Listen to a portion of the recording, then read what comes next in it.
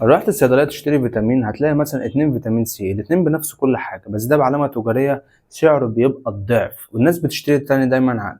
ده مش غباء، ده علم نفس. العقل الإنسان دايما مش بيشتري منتج علشان الإنسان بيشتري دايما شعور، بيشتري دايما أمان، بيشتري دايما ثقة من المنتج الأغلى أو من المنتج اللي عليه براند معين، ده منتج موثوق. وخصوصا لو دخلنا في عالم الأدوية فما بالك بباقي المنتجات.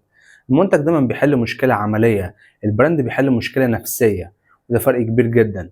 هو بيقول للعالم انا كده، انا بعمل ده، دي شخصيتي، ده الهويه بتاعتي. عشان كده دايما تلاقي الناس بتهتم جدا بالبراند بغض النظر عن البراند ده فعلا نافع ولا لا. فكر في حد بيشرب قهوته مثلا من كافيه معين كل صباح، هنفترض ستاربكس، مش عشان القهوه احسن حاجه، يعني القهوه في ستاربكس دايما مش احسن حاجه ولا عشان هي اغلى حاجه، لكن الكافيه هناك جزء من الايدنتيتي بتاعته، جزء من اللايف ستايل بتاعه بيعيشه كل يوم.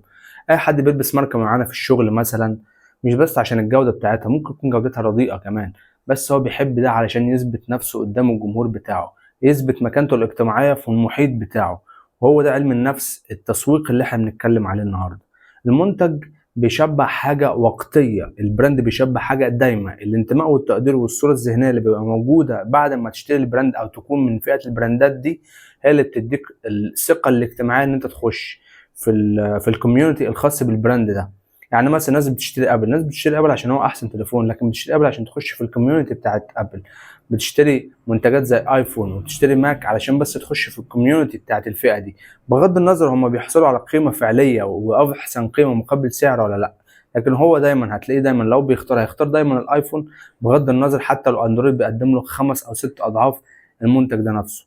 ده مش منطقي، ولكن هو ده علم النفس التسويقي اللي احنا بنتكلم عليه. دايما ممكن تخش ماركت تلاقي 50 نوع ملح، بس في نوع او اتنين هم الاكتر مبيعا، مش الاكتر مبيعا عشان هم الافضل، لكن اكتر مبيعا عشان هم اكتر حاجه تربط في الصوره الذهنيه للعميل اللي انت بتحاول تبيع له. الإجابة واضحة جدا، هي البراند بتاعك أنت بتكونه إزاي.